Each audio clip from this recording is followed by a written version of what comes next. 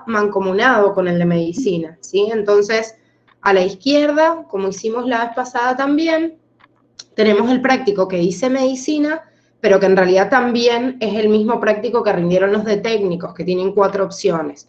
Y a la derecha tienen el práctico de odontología, que tiene 5 opciones, ¿sí? Pero en realidad los temas son los mismos hasta estas unidades, así que vamos corrigiendo ahí a la par. Y obviamente, cualquier duda que tengan de cualquier pregunta, detenemos y las vemos. La primera pregunta les pedía señalar lo incorrecto, o sea, marcar lo que no estaba bien.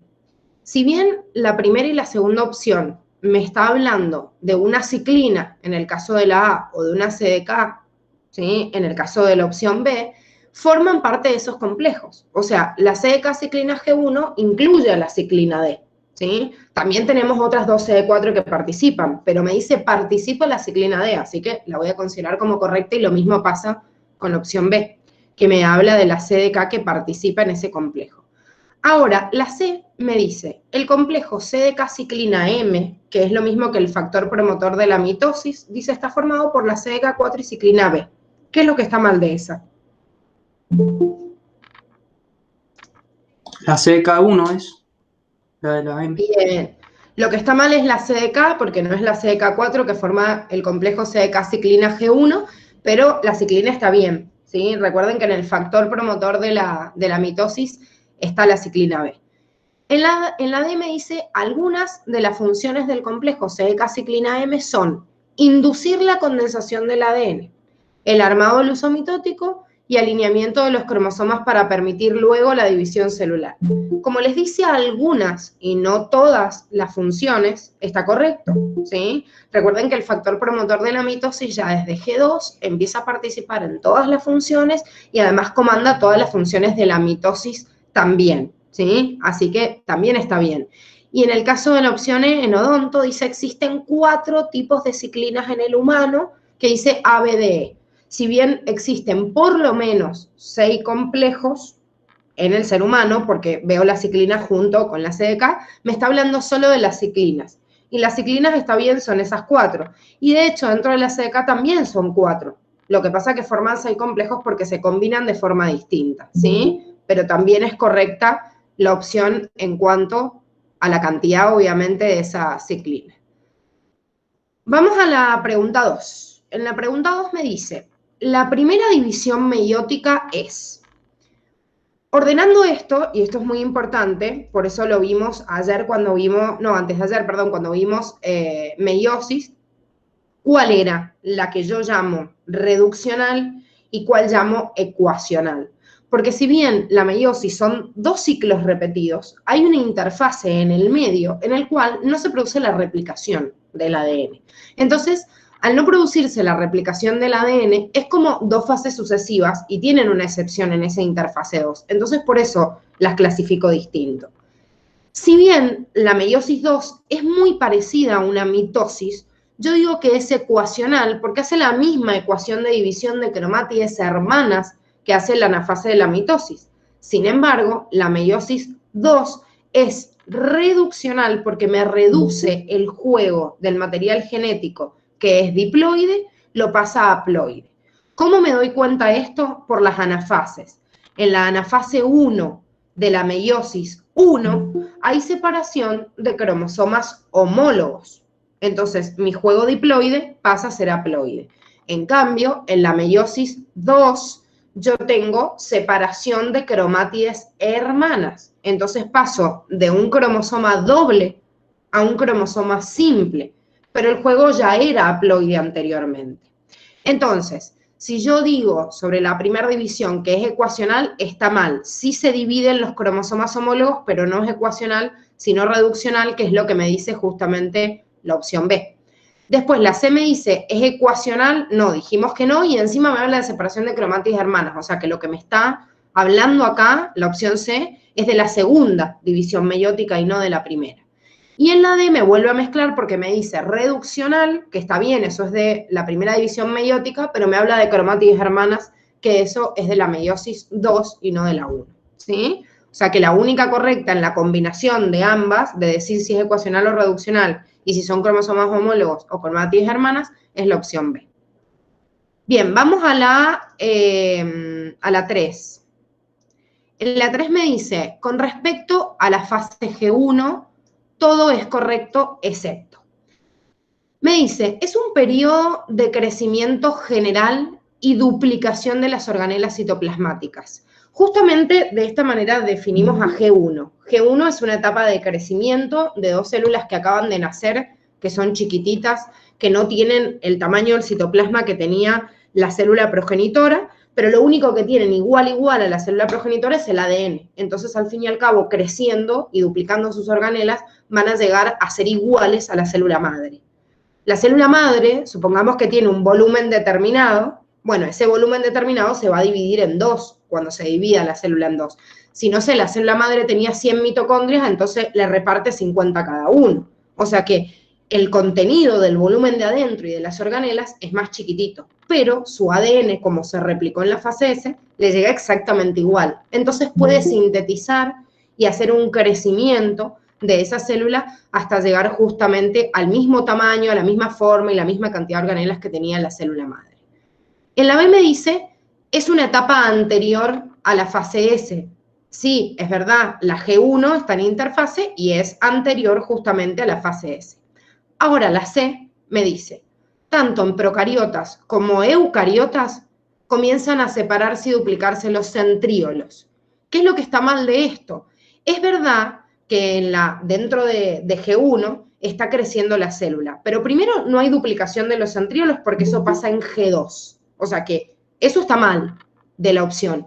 Pero encima de eso, me dice que hay duplicación de centríolos en procariotas y en eucariotas. Y en procariotas no hay duplicación de centríolos porque no hay centríolos. Los centríolos son organelas. Perdón, que se está sumando gente. Bueno, no son organelas en realidad porque no están cubiertas por membrana, pero sí son corpúsculos celulares formados por el citoesqueleto. Y el citoesqueleto es una propiedad de las células eucariotas. No hay células procariotas que tengan citoesqueleto. Entonces, tiene 2 cosas mal la opción C. Primero, que en procariotas nunca podría haber replicación de esos centríolos. Y como segunda falla, o sea, error, es que no hay replicación de centríolos en G1, sino que pasa en G2. En la D me dice ocurre tanto en interfase de la mitosis como de la meiosis, y eso es verdad, siempre hay G1, aunque sea cortita en la interfase 2, antes de empezar con el proceso de meiosis 2, igual siempre hay G1 antes de mitosis, hay G1 antes de meiosis 1 y hay G1 antes de meiosis 2, así que está bien. Y en la quinta opción de odonto me dice no existe la misma dotación cromosómica que en G2, que también es correcto porque la dotación cromosómica, una célula que de su material simple pasa a ser doble, ocurre en la fase S. Entonces en G1 los cromosomas están simples, en S se duplica y en G2 están dobles. Entonces si yo digo que no existe la misma dotación, está bien, no existe la misma dotación y por eso la única que tengo que marcar como incorrecta, porque me pedía marcar el excepto, es la opción C. Bien, vamos a la pregunta 4. En la 4 me dice cuál de las siguientes asociaciones es incorrecta. La primera me dice mitosis, producción de gametas sexuales. Si me hubiera dicho que hay mitosis en las células germinales sexuales, o sea, lo que vimos ayer como espermatogonias o ovogonias, eso está bien.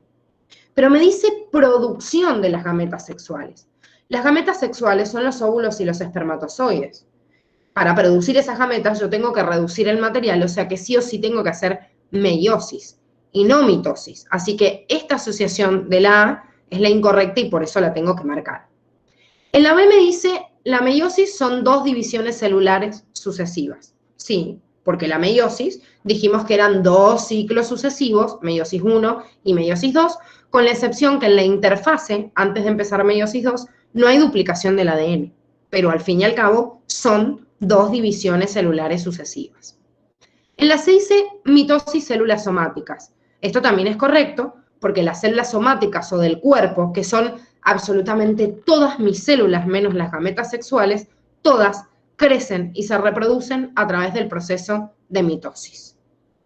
En la D me dice meiosis Crossing over. Está bien, el crossing over o entrecruzamiento del material genético es una propiedad de meiosis, particularmente de meiosis 1 en profase 1, que crea variabilidad genética, y esto no existe en las células que hacen mitosis. Bueno, y la E de la opción dentro de la pregunta 4 de Odonto me dice todo es correcto. Y acá, ojo, porque esto les puede pasar en una pregunta tanto para unos como para otros, si a mí me están pidiendo marcar la incorrecta, la verdad es que la opción todo es correcto también es incorrecto. ¿Sí? Ojo con esto. Pero bueno, entonces uno dice, bueno, la A es incorrecta y la E también. Pero en realidad la facultad suele hacer esta excepción de poner un todo es correcto para que no marquen ninguna, digamos, como incorrecta, y en realidad yo tengo que no marcarla porque es como una afirmación que se contrapone a todas las anteriores. Esta es una modalidad que hoy en la facultad está usando el examen de odonto a veces, pero no el de tecnicaturas y medicinas, que hace 2 años los exámenes de la facu preguntan siempre opciones correctas, ¿sí? No quiere decir que puedan cambiar, porque la verdad es que la facultad sorpresivamente por ahí mete otro modelo de examen y por eso nosotros se los metemos en los TP por las dudas, ¿sí? Si aparece algo así, para que lo sepan, pero generalmente medicina y tecnicaturas hace 2 años que está tomando preguntas en donde solo me pide lo correcto y no lo incorrecto. Pero en odonto puede aparecer esta forma, ¿sí? En donde me pide marcar lo incorrecto y yo tengo que hacer una excepción porque ese todo es correcto es que me está negando como todas las otras afirmaciones, incluso a la consigna. Vamos a la pregunta 5. La pregunta 5 me habla de apoptosis o muerte celular. La apoptosis o muerte celular programada genéticamente de la célula es una muerte ordenada en la cual, como vimos, la célula se achica, se fragmenta, no jode a las células vecinas, entonces nunca se hincha y explota. Esto es lo que pasa en una célula que hace necrosis y no que hace apoptosis. Por ende, esta primera afirmación no es correcta. En la B me dice, o sea, en la segunda opción me dice, es el proceso por el cual se eliminan las membranas interdigitales en los embriones humanos. Si bien tienen varios ejemplos de apoptosis, yo puedo mandar a matar a una célula genéticamente programada porque hay algo que está fallando. Bueno, en el proceso de embriogénesis, de formación del ser humano, los órganos también se pueden moldear a través de este proceso de apoptosis, incluso que en otros animales, por ejemplo en insectos, se sufre el proceso de metamorfosis gracias a la apoptosis. Así que esta opción es verdadera. Me está hablando de una muerte programada que me moldea un órgano o un tejido en el caso de un embrión humano. Podría haber sido también en otro animal y también hubiese sido correcta. Pero la última opción me dice es una consecuencia en la célula por el desuso de un órgano. En ninguna parte tenemos una afirmación de que no usar un determinado tejido produce la muerte del mismo, ¿sí? A ver, hay tejidos como el tejido muscular, que es verdad que si yo no uso la célula se atrofia, se achica, o sea, disminuye su cantidad, por ejemplo, de actina y de miosina, y hasta que no recibe la señal para usarse, puede ser que sea más chiquitita, pero en ningún momento eso puede producir la muerte.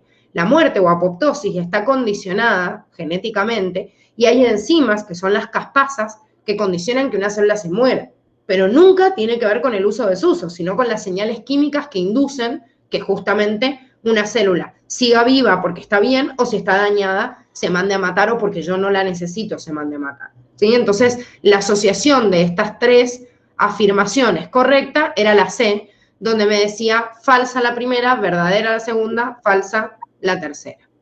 ¿Hasta acá vamos bien? Sí, vale, decime. Yo ahí marqué la E porque pensé que todas eran falsas, pero porque no me acordaba de eso. O sea, en la segunda que dice es el proceso por el cual se eliminan las membranas interdigitales en los embriones humanos. O sea, sería que nosotros podemos mandar a matarlos. En realidad, si vos te fijás en apoptosis, Sí. en el cuadernillo les dice que es la muerte por apoptosis es una de las formas de moldear los órganos en el proceso de embriogénesis, o sea, desarrollo del embrión. Yo en clase les di ese ejemplo, o sea, que lo pueden repasar con el videíto.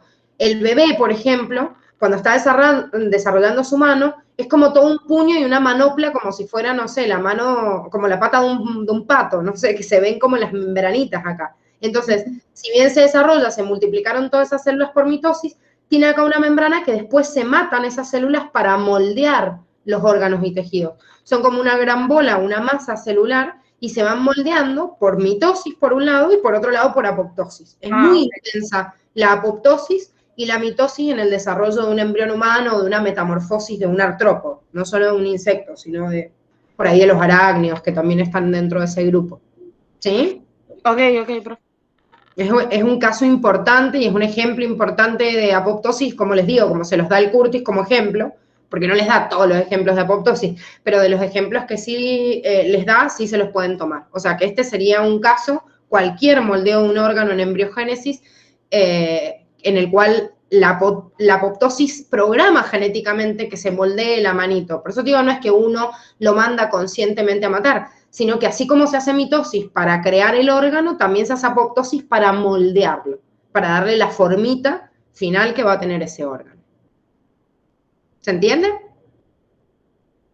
Sí, ahora me acordé del ejemplo también que dio en clases. Bien. Bueno, perfecto. Seguimos entonces con la 6.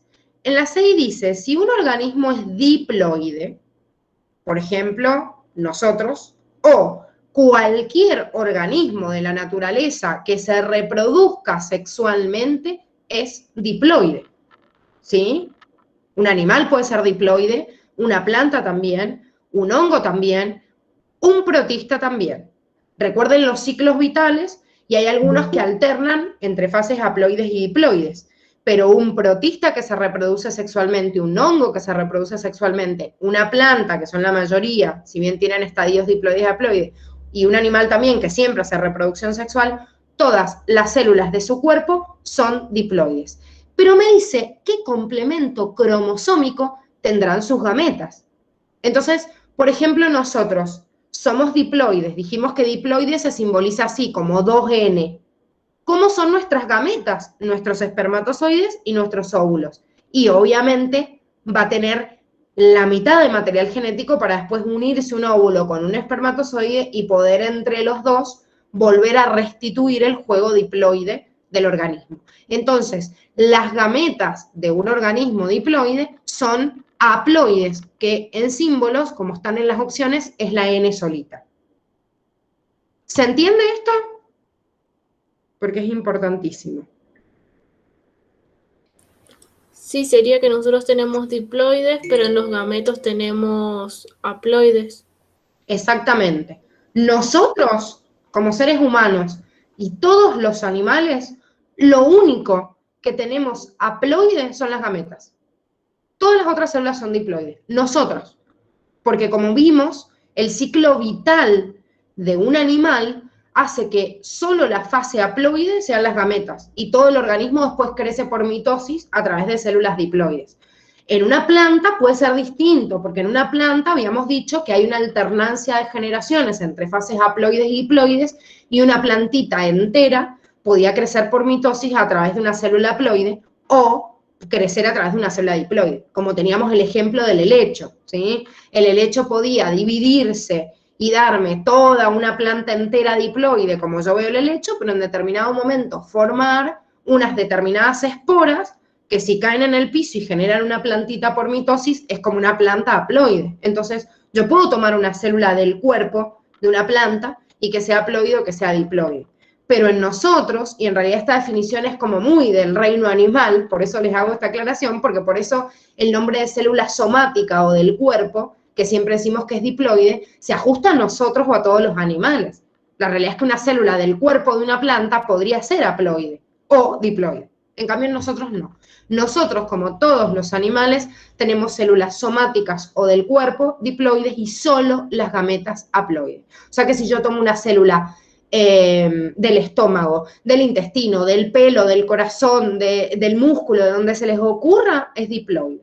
Solo los óvulos, o sea, y los ovocitos que se forman antes por meiosis, que todavía están dobles, pero que son producto de esa meiosis en las mujeres, y los espermatozoides en los hombres, son las únicas células haploides, con un juego cromosómico, con un homólogo del par. O sea, en el caso de nosotros, con 23 cromosomas. En cambio, las somáticas tienen 23 pares, que sería lo mismo que 46 cromosomas. ¿Se entiende?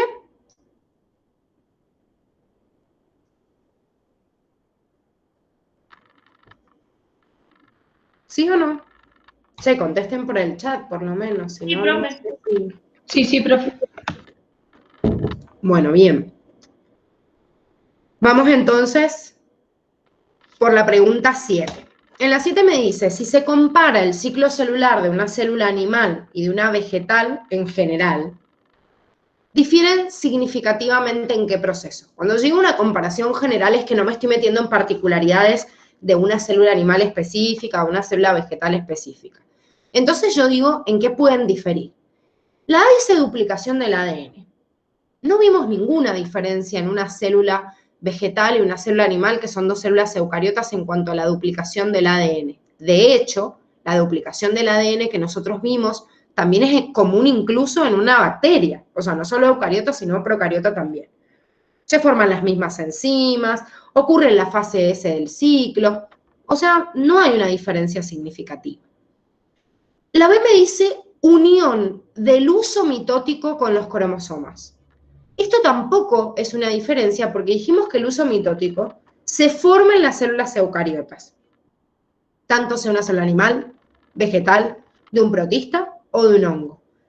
Sí había diferencias en los centríolos y en los ásteres, que no me lo está nombrando acá, pero el uso mitótico, una formación desde el citoesqueleto, está en la célula vegetal y en una célula animal. Podría ser una diferencia con una bacteria. La bacteria no tiene uso mitótico, ¿sí? Pero no es lo que me pregunta la consigna. Entre una célula animal y vegetal no hay diferencia en el uso mitótico. Después me dice duración del ciclo. Y, ¿no? Si digo significativamente y digo en términos generales, no puedo decir que la duración del ciclo puede ser una diferencia, porque hay células animales que se dividen muy rápido y otras muy lento. Dijimos que una neurona puede vivir 80 años, que una célula del hígado se reproduce a demanda del organismo, o que una célula epitelial, por ejemplo, o sanguínea, está todo el tiempo reproduciéndose. Entonces, tiene distintas duraciones el ciclo dependiendo de la célula. Esto en la planta pasa lo mismo.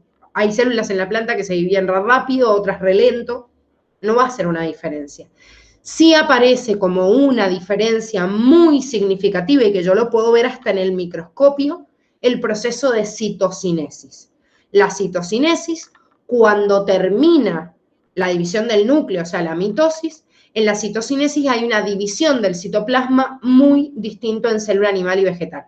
¿Por qué es esta diferencia? Porque la célula vegetal tiene pared y la célula animal no. Entonces, la célula animal se estrangula a través de las fibras de actina y miosina y la separa en dos. En cambio, en la célula vegetal se forma la laminilla media, las placas de celulosa para darme la pared primaria. Es un proceso completamente distinto y, como les digo, lo puedo ver incluso hasta en el microscopio cuando se van formando las vesículas que forman la laminilla media, y en la célula animal no, la veo cómo se va plegando y se va estrangulando, ¿sí? Entonces, en términos generales, y lo que significativamente es distinto entre estos dos tipos de células eucariotas es el proceso de citocinesis. Hablando de esto de duración del ciclo, y que justamente esto se trata la pregunta 8, me dice que cuál era el tipo de célula que no perdía la capacidad de dividirse, pero lo hacía en ciertas circunstancias. Podrían haber muchas células en estas condiciones, chicos, pero el libro de Curtis les da un ejemplo puntual y por eso ustedes lo tienen que saber. Me nombra como ejemplo dentro de las duraciones de los ciclos celulares que el hepatocito o célula hepática, significa la célula funcional del hígado, detiene su crecimiento, se va generalmente a fase G0, detiene el ciclo celular, pero si el hígado se daña, yo agarro esa célula y la puedo volver a dividir. Y quizás se divide rápido y hay otras que lo hacen lento, según el estímulo del ambiente. Entonces, es la única que encaja con esa descripción. El glóbulo rojo, primero que es una célula nucleada, no tiene núcleo, así que no se divide. Pero la que le da origen, que es el eritroblasto, que está en la médula, se va a dividir constantemente. La duración de su ciclo no es que en ciertas circunstancias se estimula, no, está todo el tiempo dividiéndose. Las plaquetas son fragmentos de célula en la sangre que tampoco se dividen porque no tienen núcleo, pero la célula que le da origen en la médula, que se llama megacariocito, se divide constantemente. No se preocupen igual estos ejemplos del eritroblasto y el megacariocito porque lo vamos a ver cuando veamos sangre, ¿sí? Pero sí les nombra células sanguíneas el cuadernillo en esta unidad y les dice que se dividen constantemente. Entonces la célula que le da origen al glóbulo rojo o a la plaqueta es algo que se divide todo el tiempo. Y en el caso de las neuronas, es el ejemplo que me da de células que generalmente se quedan en fase G0 durante toda la vida y no se vuelven a dividir. O sea que no es que en ciertas circunstancias se vuelven a estimular, sino no, se detiene. Y en el caso del miocito, el miocito también tiene una reposición constante. El miocito es célula muscular. Tiene una reposición constante y una división que no es en ciertas circunstancias, sino que todo el tiempo se está dividiendo de la misma forma que un tejido que se tiene que reponer porque sufre daño constantemente. Vamos a la 9. A la 9, que también se remite a esto que estábamos repasando del proceso de citocinesis, dijimos que en la célula animal existía una división en la citocinesis a través de la formación de un anillo contráctil que estrangula a la membrana de las dos células para dividirlas, y como dentro de los filamentos del citoesqueleto, la actina, o sea, los filamentos de actina o microfilamentos, son los que estaban bien pegaditos en la membrana por adentro, son los que pueden mediar esta división. De hecho, no solo hacen esta división, sino que acuérdense que la actina también hace estos movimientos ameboides o como pseudópodos, porque tiene la posibilidad de moldear y de modificar justamente esta membrana plasmática. En este caso, de la contracción, o sea, de poder dividirlo, o en la contracción incluso en algunas células, como la célula muscular, que hace contracción y relajación, se acopla esta actina con otra proteína de tipo fibrilar que se llama miosina, ¿sí? Después los otros ejemplos son como para perderlos, pero recuerden que la quitina era un polisacárido nitrogenado y está en las células de los hongos, en la pared celular, o está en el esqueleto de los artrópodos, ¿sí? La miosina sí, pero la quitina nada que ver. La ubiquitina es la proteína que señaliza o marca a las proteínas mal plegadas para que se manden al proteosoma. O sea que la ubiquitina o la ubiquitinización era el proceso de marcaje de una proteína fallada y después de marcarla la mando, digamos, a disgregar. Y después la queratina que me nombra acá es una proteína que forma parte de los filamentos intermedios en algunos tipos de células. Recuerden que los filamentos intermedios del citoesqueleto podían estar compuestos de distintos tipos de proteínas. Y les da el cuadernillo de célula el ejemplo de la queratina, que lo vamos a ver más adelante en qué tipo de células hay queratina, pero es un filamento intermedio y no un microfilamento, filamento de actina. Bueno, en la 2 me dice, la meiosis 2 se caracteriza por, ¿está precedida de una interfase meiótica con duplicación del ADN? No. Dijimos que en la interfase 2 no había duplicación del ADN. ¿Forma la espermátide y el óvulo en los sexos respectivos? Sí, justamente esa es la función de la meiosis 2. Producir la espermátide, no el espermatozoide, porque la espermátide después de ser espermátide va a sufrir un proceso de espermiogénesis para transformarse en un espermatozoide. Pero el óvulo también está bien, ¿sí? Aparte de la espermátide, porque el óvulo en realidad es la gameta femenina que se termina de formar cuando ya ha sido fecundada. Sin embargo, ustedes recuerden que si bien las mujeres ovulamos un ovocito secundario, está detenido en metafase 2 y solo cuando completa su metafase se termina transformando en un óvulo. Entonces, si yo digo la meiosis 2 se caracteriza por eso, y sí, está bien. La meiosis 2 se caracteriza por formar el óvulo. No me está hablando de las particularidades, necesito que se fecunde antes, cuándo se detiene, bueno, todas las particularidades que vimos en la célula humana, ¿sí? Pero es verdad que la meiosis 2 da origen al óvulo. Después dice, ¿su anafase separa cromátides homólogas? No, dijimos que la anafase 2 separa cromátides hermanas y no homólogas.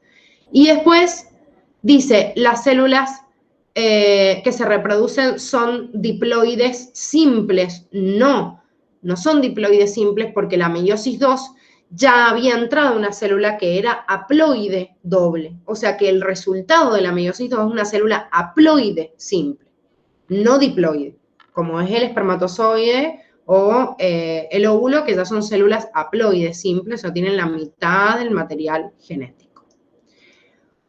11. Me dice cuál es la fuente de variabilidad genética. Esto yo se los mandé como un audio ayer de los 3 procesos. Seguramente los que estuvieron en presencialidad también lo vieron con la Dani. Existen 3 mecanismos para generar variabilidad genética. Primero, en profase 1, hacer crossing over o entrecruzamiento del material genético. Después de esto, poder segregar al azar los cromosomas. O sea, separarlos al azar los cromosomas homólogos, separar al azar las cromátides hermanas y formar todas gametas distintas. Y después, recombinar esos cromosomas en la fecundación también al azar. O sea, yo al azar en realidad combino un espermatozoide que viene de un macho y un óvulo que viene de una hembra. Ya es al azar, ¿sí? O sea que todas las opciones son correctas. Esos 3 mecanismos son fuente de variabilidad genética. En la pregunta 12 me dice, en la anafase 1 de la meiosis, ¿qué se produce? En la anafase 1, o sea, de la meiosis 1, dijimos que había separación de cromosomas homólogos y no de cromátides hermanas, o sea que hasta acá es correcta la A, pero no la B. Pero en la C me dice reducción a un número haploide doble de cromosomas. Y además de separar cromosomas homólogos, lo que dijimos es que en la meiosis 1 era reduccional porque el material pasaba de diploide a haploide. Sigue siendo doble, pero pasa de diploide a haploide. Distinto es la mitosis, que ya entra una célula diploide o haploide, doble y pasa simple, que es lo mismo que pasa en la meiosis 2. La célula que entra siempre es haploide, pero es doble y pasa simple. Entonces, mitosis, sí. Yo tenía una duda con esa, porque en el apunte de clase decía que separación de las cromátides hermanas. ¿De la anafase 1? No, de la anafase 2. Ah, bueno. Claro, fíjate eso, porque esa es la diferencia. O sea, en anafase de mitosis y en anafase 2 se separan las cromátides hermanas. En anafase 1, que es lo que te está preguntando acá, se separan cromosomas homólogos. Esa es la diferencia, ¿sí? Se separan cromosomas homólogos solo en anafase 1 de la meiosis 1. En anafase hacia secas, que por ahí se lo ponen, que quiere decir de la mitosis, o en anafase 2, hay separación de cromátides hermanas. ¿Sí? Bien, sí, hay varios que se ve que se confundieron en esa porque es como un punto muy importante. Por eso yo les decía que es muy, muy importante, chicos, que se hagan el dibujito que estaba en el práctico a desarrollar, en donde tenían que dibujar una célula haciendo mitosis y una célula haciendo meiosis, meiosis 1 y meiosis 2. Entonces, haciéndose los 3 dibujos, uno puede comparar y decir, bueno, ¿qué pasa en cada anafase? ¿Qué pasa en cada metafase? ¿Qué pasa en cada telofase? Porque esto es muy común que se los pregunten. O sea, que les hagan confundir una célula si está en una fase o si está en otra, y depende de eso cómo en realidad se combinan. De la misma forma que había una pregunta, a ver, esperen. Ah, no, bueno, no es una pregunta del examen, así que se la van a encontrar la semana que viene. Que también hay una justamente entre distintos tipos o composiciones celulares para poder diferenciar si una está o en una fase de una mitosis o de una meiosis y en cuál de esas y qué carga genética tiene. Háganse, por favor, los que no lo han hecho este fin de semana, prioricen hacer esos dibujitos para que les quede claro la diferenciación en cada una de las fases. Un dibujito y aclarar. Decir, ¿qué está arrancando? ¿Una célula diploide o una célula haploide? ¿Qué pasa en las profases, en las 3 profases? ¿Qué pasa en las 3 anafases? ¿Qué pasa en las 3 telofases? Así pueden ver la diferencia. Bueno, la 13 me dice señalar lo incorrecto en las fases de la mitosis. La denominación de las fases está perfecto. Se llama profase, metafase, anafase, telofase. No hay ninguna duda. Ahora, la B me dice, durante la profase humana existen 46 cromosomas dobles. Si es una mitosis en la profase humana, hay 46 cromosomas dobles.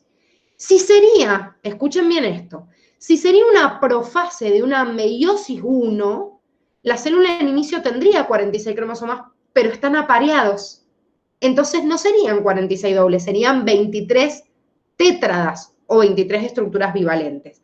En cambio, si sería una profase 2, o sea, de la meiosis 2, tendría 23 cromosomas dobles. Fíjense, por eso les digo que es importante hacerse el dibujo, porque yo comparo las 3 profases o comparo las 3 metafases y me encuentro con estructuras distintas. En la metafase humana, en profase, hay 46 cromosomas dobles. Si sería meiosis 1, serían 23 tétradas. Si sería profase 2, serían 23 cromosomas dobles. En la C me dice, en la metafase humana existen 46 cromosomas simples. No, esta es la que está mal, porque si en profase tengo 46 cromosomas dobles, en metafase tengo lo mismo, nada más que se ha alineado en el plano ecuatorial. Pero sigo teniendo lo mismo, o sea, serían 46 dobles. ¿Cuándo se convierten en 46 cromosomas simples? Cuando pasan por anafase, que es la etapa en donde se dividirían las cromátides hermanas. Antes de dividirse las cromátides hermanas, los 46 cromosomas siguen siendo dobles, ¿sí? Por eso esa es la que está mal. En la D me dice, la citocinesis puede coincidir con telofase, que eso está bien y lo vimos también cuando vimos mitosis. Telofase es la última fase de la mitosis. Citocinesis es división del citoplasma, pero en tiempo pueden estar superpuestos. O sea, puede ser que mientras que se vaya dividiendo el núcleo en los dos núcleos hijos, también se va estrangulando la membrana, se va formando la placa celular y medio como que en tiempo se superponen. Por eso si ustedes se fijan en las imágenes de telofase, se van viendo los dos núcleos preformados, pero ya se ve la célula como media, en una célula animal, se ve como media estrangulada, porque en realidad ya empezó la citocinesis mientras que está ocurriendo la telofase. Así que esto es correcto, puede superponerse en tiempo. Y en el caso de odonto, en la E que me dice la anafase separa cromátides hermanas, ¿sí? También es correcta porque la anafase de la mitosis es separación de cromátides hermanas, al igual que sería una anafase de meiosis 2, separación de cromátides hermanas. La única diferencia es anafase 1, en donde hay separación de cromosomas homólogos. Profe, le hago una pregunta. Sí. Ahí es donde a veces me genera confusión, o sea, en la bibliografía cuando dice cromátidas hermanas, ahí ya se consideran cromosomas, entonces ahí es donde me genera como confusión, porque son cromátidas hermanas, pero serían 46 cromosomas. Claro, lo que pasa es que se le llama cromosoma a una estructura que realmente está condensada, y el error, y lo que por ahí genera confusión, es que cuando una célula está en interfase y el material está descompactado, yo no debería llamarle cromosoma. Sin embargo, se le llama así, para poder distinguirlo, y eso es lo que estudia el cariotipo. Entonces, una célula que está en interfase, por ejemplo, está en G1 creciendo, en el caso de una célula humana, yo digo, bueno, si está en G1 y todavía no duplica su material genético, tiene 46 cromosomas simples. Pero en realidad, si yo veo el núcleo real de esa célula, es como un plato de fideos con todos hebras desmarañadas, que si yo individualizaría cada una de ellas y las saco como fideitos, cuento 46, eso es real. Pero la verdad es que no lo veo como un bastoncito todo perfecto. Pero hay 46 cromosomas simples. Hablar de una cromátide hermana es que pasó por la fase S y que hizo la replicación del ADN que vimos y queda pegado un cromosoma como simple con el otro a través del centrómero. Las estructuras que ustedes ven en forma de X, cuando ven esa forma de graficar el cromosoma en X, siempre está doble. ¿Sí? O sea que tener cromátides hermanas significa que el cromosoma está doble, y que el cromosoma esté doble es que tenga esa estructura en X. Miren, yo les recomiendo, para aclarar esto entre doble, simple, o sea, haploide y diploide, si bien esta es la corrección del TP de su grupo, que yo ahora la voy a subir, yo acabo de subir un videíto en el grupo G1 y G2, o sea, el anterior que tuvo que ustedes. Hicimos un repasito de esto porque una de las chicas planteó esta duda antes de que arrancáramos. Entonces, les hice un dibujito comparándolo. Si pueden, véanse esa primer parte de la corrección del TP, que es el video de hoy, que lo busquen ahí en el canal, desde G1, en el grupo G1 y 2, ¿sí? Y vean ese videito para ver si se aclara. Si se aclara, bien, y si no, obviamente me consultan y me preguntan a lo largo del fin de semana, pero yo necesito que entiendan esto. Diferencia entre haploide y diploide, simple y doble, y que hagan los dibujitos, chicos. Muy importante esto, porque de esto depende que entiendan todo lo que viene a continuación. Bueno, hacemos la última rapidito, la corrección de la última pregunta, y me dice una célula humana que tiene 22 autosomas, o sea, 22 cromosomas somáticos, que se le llama a los 22 autosomas, no porque estén en células somáticas, las células somáticas también tienen un cromosoma sexual, pero de los pares de cromosomas del ser humano en los 23, se les llama 22 autosomas a los primeros y un par sexual. Todas las células diploides tienen 22 pares y un par sexual que en las mujeres es igual porque es XX y en los hombres, en cambio, es XY.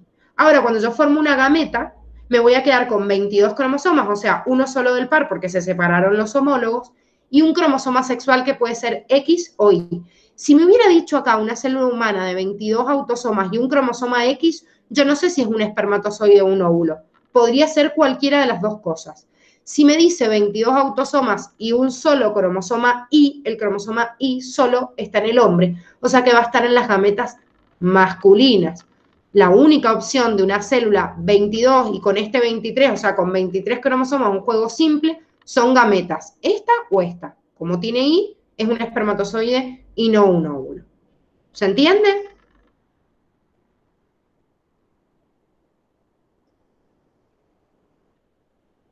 Sí, profe. Sí, profe, se entendió. Bueno, entonces, como les digo, más allá de que yo voy a subirles este videíto, apenas termine de subirse en el